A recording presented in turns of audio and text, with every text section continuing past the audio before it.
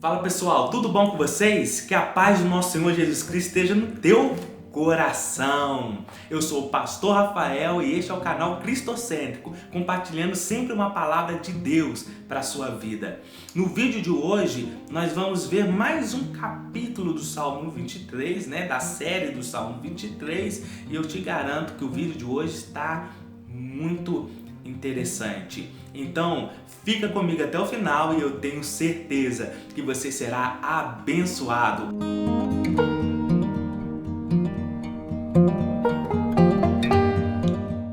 Bom pessoal, antes da gente entrar no conteúdo do nosso vídeo de hoje, eu queria te fazer 3 pedidos. Se você ainda não fez, que você se inscrevesse no nosso canal e ativasse o sininho das notificações para que você possa estar recebendo sempre quando um vídeo novo for postado, você possa estar sempre aí ligado no nosso canal. E também não deixe de dar aquele like, aquele joinha no nosso vídeo aqui. E se você ainda não assistiu os vídeos anteriores do nosso canal, dessa série do Salmo 23, eu vou deixar aqui em cima o link para que você possa estar acompanhando e estar fazendo toda essa série junto conosco, beleza? Então vamos lá pessoal, hoje nós vamos meditar no versículo 5 do Salmo 23. Diz assim a palavra do Senhor: Preparas uma mesa perante mim na presença dos meus inimigos. Unges a minha cabeça com óleo. O meu cálice transborda. Vamos lá, galera. Vamos tentar entender esse texto aqui que o salmista Davi ele escreveu, É muito importante a gente entender um pouco o contexto que acontecia, E era muito comum, que quando uma pessoa ela era perseguida pelos seus inimigos, quando essa pessoa ela adentrava a tenda do rei, ou então tocasse na tenda do rei, os inimigos eles tinham que cessar a perseguição imediatamente.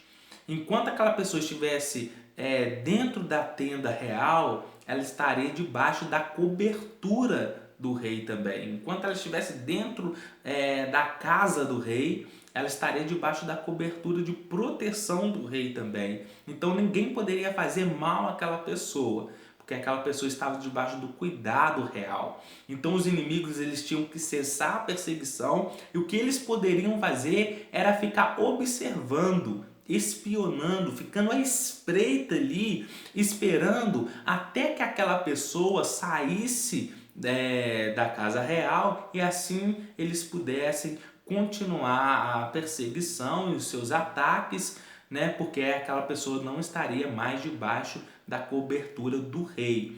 Isso me faz lembrar de um texto que está lá em 1 Pedro capítulo 5, versículo 8, que diz assim: Sede sóbrios e vigiai, o vosso adversário, o diabo, anda em derredor, rugindo como leão, buscando a quem possa tragar. Então eu me lembro desse texto e eu coloco os dois em conjunto. Por quê?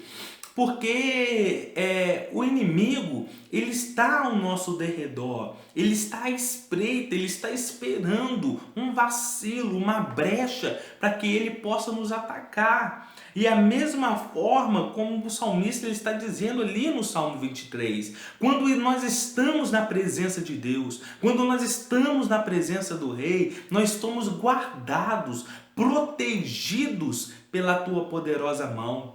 Então o inimigo ele não pode nos fazer mal, ele não pode intentar contra as nossas vidas para nos destruir, porque nós estamos guardados no Senhor. Aqui no Salmo 23, no versículo 5 e no versículo 6, que a gente vai ver no próximo vídeo, a gente vai ver que agora Davi ele está se colocando como um convidado diante de um Deus que é o seu anfitrião. E quando ele está na casa do Senhor, quando ele está na presença do Senhor, quando ele está no esconderijo do Altíssimo, quando ele está debaixo da segurança desse Deus, mal nenhum pode lhe tocar. Porque Deus está lhe guardando, Deus está lhe protegendo, e o anfitrião aqui ele está preparando uma mesa, ele está preparando um banquete para que ele possa se saciar na presença desse rei. Olha que coisa maravilhosa! O inimigo ele está pronto. Ele sabe que ele não pode nos fazer mal. Ele sabe que ele não pode nos destruir. Por quê? Porque nós estamos debaixo da cobertura do Senhor. O Senhor está nos guardando. O Senhor ele está nos protegendo. Mas olha o que o texto em 1 Pedro, no capítulo 5, no versículo 8, está nos dizendo. Sede sóbrios e vigiai. Por quê? Porque o vosso adversário, o diabo, está ao vosso derredor, aguardando, rugindo como leão, buscando a quem ele possa tragar. Então ele está nos observando, está nos vigiando, para que se em algum momento nós sairmos debaixo da cobertura do Senhor, ele tenha a legalidade de poder tocar em nossas vidas e nos destruir. Por isso nós temos que estar firmes na presença do Senhor. A mesa que o Senhor está preparando é uma mesa da comunhão. A comunhão com Ele, porque mesa é lugar de comunhão. Então, quando nós nos assentamos à mesa com o Senhor, nós estamos tendo comunhão com Deus. E no último vídeo, a gente chegou a falar sobre intimidade, sobre ouvir a voz do Senhor e obedecer a voz do Senhor. A comunhão e a intimidade, elas andam juntas. Para que eu tenha intimidade, eu tenho que ter comunhão. Para eu ter comunhão, eu tenho que trabalhar a intimidade.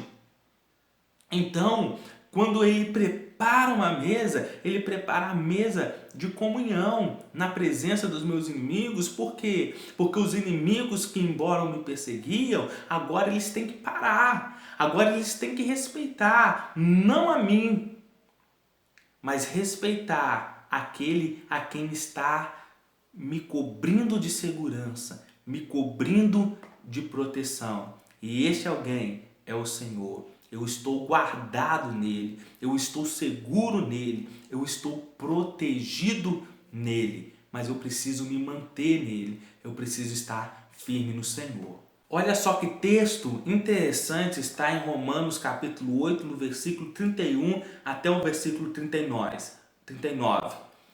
Diz assim a palavra do Senhor. Que diremos, pois, acerca dessas coisas? Se Deus é por nós, quem será contra nós? Aquele que nem mesmo a seu próprio filho poupou, antes o entregou por todos nós, como não nos dará também com ele todas as coisas? Quem fará qualquer acusação contra os escolhidos de Deus? É Deus quem os justifica. Quem nos condenará? Pois é Cristo quem morreu, ou antes quem ressurgiu dentre os mortos, o qual está à direita de Deus e também intercede por nós. Quem nos separará do amor de Cristo? A tribulação ou a angústia, ou a perseguição, ou a fome, ou a nudez, ou o perigo, ou a espada? Como está escrito, por amor de ti somos entregues à morte, o dia todo fomos considerados como ovelhas para o matadouro. Em todas essas coisas, porém, somos mais do que vencedores por aquele que nos amou. Pois estou certo de que nem a morte, nem a vida, nem os anjos, nem os principados, nem as potestades, nem o presente, nem o porvir, nem a altura, nem a profundidade, nem alguma outra criatura nos poderá separar do amor de Deus que está em Cristo Jesus, nosso Senhor. Olha que eu amo esse texto, meus irmãos. Porque esse texto ele fala quem que vai se levantar contra as nossas vidas? Quem que vai intentar contra nós? Porque se Deus é por nós, quem será contra nós? Qual inimigo vai cometer a loucura de enfrentar o poder de Deus que está nas nossas vidas? Nós somos frágeis, nós somos fracos. Nós diante do inimigo, nós não temos forças. É por isso que nós temos que ir na fonte de todo fortalecimento, na fonte de toda força. Porque quando estamos em Cristo, então nós estamos fortes. E é linda essa cena, porque o inimigo ele está olhando para nós e ele está nos vendo assentado à mesa com o Pai. Ele está nos vendo assentado à mesa com Cristo. Ele está nos vendo em comunhão com Deus, em comunhão com Cristo. E Ele não pode fazer nada, porque nós estamos debaixo da proteção do Senhor. Isso é maravilhoso demais. Enquanto você estiver à mesa, o inimigo não tem poder contra a sua vida. Mas você precisa permanecer na mesa. Você precisa permanecer em comunhão com o Senhor. Quem nos separará do amor de Cristo? Quem tem poder de nos separar, de nos tirar essa comunhão? O inimigo ele não tem esse poder. Nada pode nos separar do amor de Deus que está em Cristo Jesus, o nosso Senhor. Quero ler também com você um outro texto que está em 2 Coríntios capítulo 12, versículos 9 e 10. E nos diz assim: Ele, porém, me disse, a minha graça te basta, pois o meu poder se aperfeiçoa na fraqueza. Portanto, de boa vontade me gloriarei nas minhas fraquezas, para que em mim habite o poder de Cristo. Olha que lindo, que maravilhoso. O poder de Deus, ele se aperfeiçoa nas nossas fraquezas. É no momento que a gente está fugindo do perigo, é no momento que a gente está fugindo do inimigo, que a gente encontra a porta aberta, a porta do Senhor. Jesus fala que Ele é a porta. Quando nós adentramos essa porta da comunhão com Deus, da restituição, da amizade com Deus, da reconciliação com Deus, quando nós abandonamos os nossos pecados, quando nós pedimos a Deus perdão e Ele nos perdoa, Ele nos reconcilia de novo. Cristo nos reconcilia com Deus. Quando nós entramos nessa porta, onde nós experimentamos da vontade do Senhor, da boa, da perfeita, da agradável vontade dEle, quando nós adentramos essa porta, aonde nós experimentamos da comunhão do Senhor, nós chegamos nos sentindo fracos, porque nós somos frágeis, nós somos fracos, mas o poder dEle se aperfeiçoa na nossa fraqueza, porque nós dependemos dEle. Nós reconhecemos a nossa total dependência e que de nós mesmos nós não temos forças para enfrentar o inimigo, mas quando nós estamos nele, é o poder dele que se manifesta em nós e nos faz fortes para vencer as lutas, as batalhas e vencer o inimigo das nossas almas, que ele mesmo, Jesus Cristo, já venceu quando ele entregou a sua vida lá na cruz do Calvário.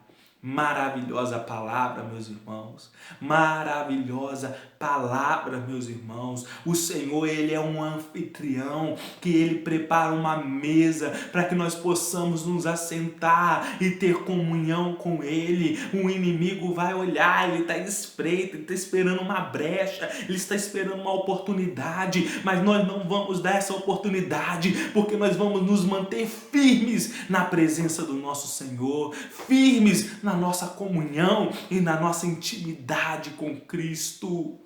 Aleluia! Glórias a Deus.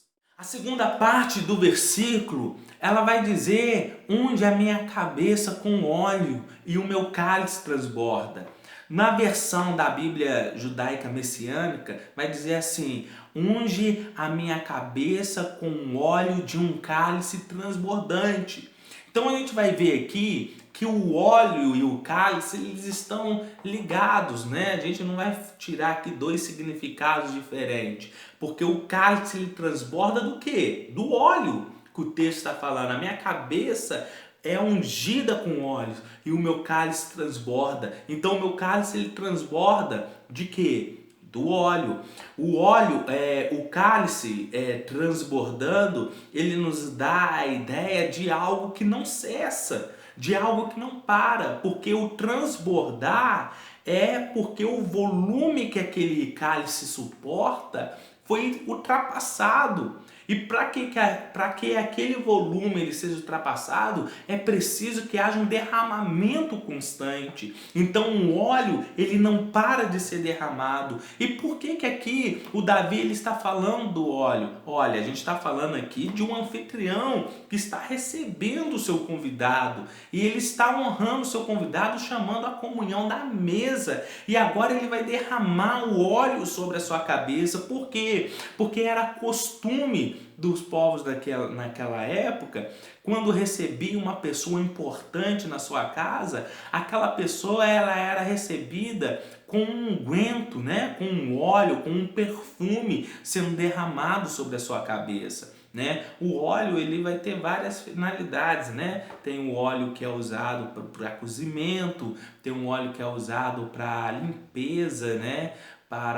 De utensílios, o óleo que era usado, né, para consagração, né, de reis, de profetas, né? E também havia o óleo que tinha o uso medicinal também, né? No caso, o óleo que o anfitrião ele ungia a cabeça do seu convidado, daquela pessoa importante que estava na sua casa, era o óleo. Era um óleo, uma fragrância, um perfume, né? E ele trazia um alívio para aquela pessoa. Às vezes aquela pessoa ela estava já andando dias, né? Debaixo de um sol escaldante. E quando aquela pessoa ela chegava numa casa e ela era recebida com essa honraria de ser ungida a sua cabeça com óleo, ela recebia um certo alívio no seu corpo, né? Isso me faz lembrar a passagem de quando Jesus ele estava na casa de Simeão e de repente uma mulher ela entra naquela casa e ela começa a derramar perfume sobre o Senhor, ela começa a chorar nos pés de Jesus, e ela começa a secar os pés de Jesus com seus próprios cabelos, e ela não parava de beijar os pés de Jesus. E o dono daquela casa, ele olhou e ele começou a pensar, ele olhou aquela cena e começou a pensar se esse realmente fosse um profeta, fosse um homem de Deus, ele saberia quem que é essa mulher que está tocando nele, é uma mulher pecadora. E Jesus, conhecendo os pensamentos daquele homem, Jesus chamou ele e começou a conversar com ele, falou: olha aqui, meu amigo, deixa eu te falar uma coisa, você é o anfitrião dessa casa, o que essa mulher está fazendo era o que você deveria ter feito. Essa mulher reconheceu a importância de quem eu sou dentro dessa casa, e ela está tratando comigo as honrarias que você, como anfitrião, deveria ter tratado. Quando eu entrei nessa casa, você não ungiu a minha cabeça. E essa mulher, ela derramou lágrimas nos meus pés, ela está secando os meus pés. Quando eu entrei na sua casa, você não me saudou com um beijo, e essa mulher não para de beijar os meus pés. Então Jesus estava mostrando para aquele homem que a importância de quem estava na casa daquele homem, aquele homem não reconheceu isso. E às vezes nós fazemos isso com Jesus. Às vezes a gente não reconhece a importância do favor, da graça e da presença de Deus na nossa vida e tratamos Jesus de qualquer maneira, sendo que nós temos que dar a honra para Ele. Nós somos a casa que Ele habita por meio do Espírito Santo.